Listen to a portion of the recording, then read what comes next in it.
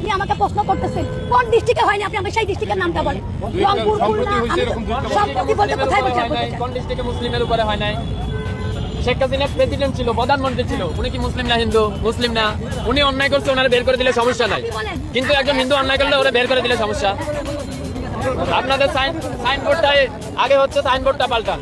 সাইনবোর্ডের মধ্যে লেখা আছে হিন্দু বৌদ্ধ খ্রিস্টান ঐক্য পরিষদ। কেন রে ভাই, আমরা কি দোষ করলাম? আমরা তোমাদের ভাই না? আমরা তোমাদের ভাই না? এটা হওয়ার দরকার ছিল হিন্দু বৌদ্ধ খ্রিস্টান মুসলিম ঐক্য পরিষদ। তাইলে হয়তো 18 কোটি ভাই ভাই গলায় মিলাইতাম। আপনি আমাদের সাইনবোর্ডের মধ্যেই মাইনাস করে দিলেন। আবার আয়া এখানে বলতেছেন সংখ্যালঘু। এখন তো সংখ্যালঘু 3 জন একসাথে হয়ে আপনি 3টা ধর্ম একসাথে হয়ে আপনি আমাকে মাইনাস করে দিলেন, মুসলিম মাইনাস করে দিলেন। এখন সংখ্যালঘু কে হইলো? এখানে যতজন আছে বেশিরভাগ লোক আপনার প্রেসে কাজ করেন, এডুকেটেড পারসন। এর সিম্পল কোশ্চেন, আপনার সাইনবোর্ডটা দেখেন।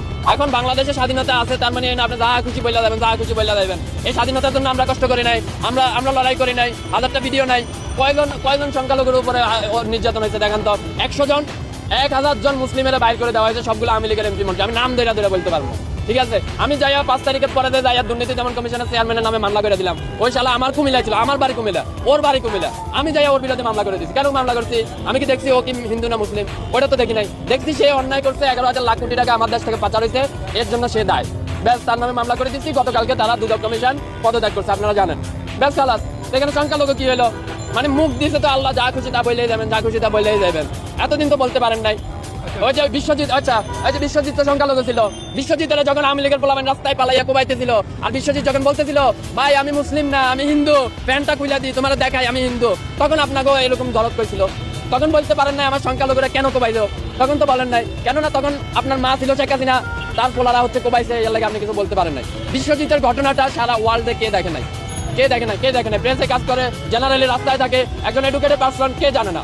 Everyone know that. বিশ্বজিতের ঘটনা, সে হিন্দু ছিল, তারে বলতেছে যে আপনি শিবির করেন। এটা কই সে বলতেছিল, প্রকাশ্যে বলতেছিল যে না আমি শিবির করি না, আমি হিন্দু, প্যান্টটা খুলে দেখাই।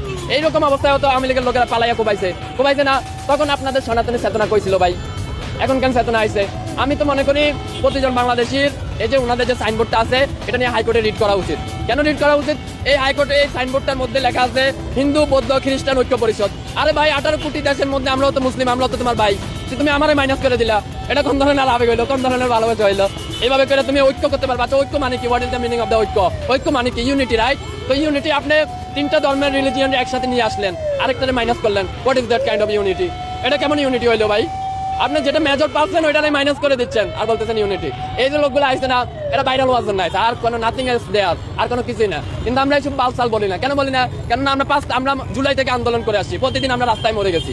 আমাদের ভাইরাল হওয়ার শখ নাই। কেন শখ নাই? কারণ আমরা মনে করি শালা 5 তারিখে তো মরে গেছি, আর ভাইরাল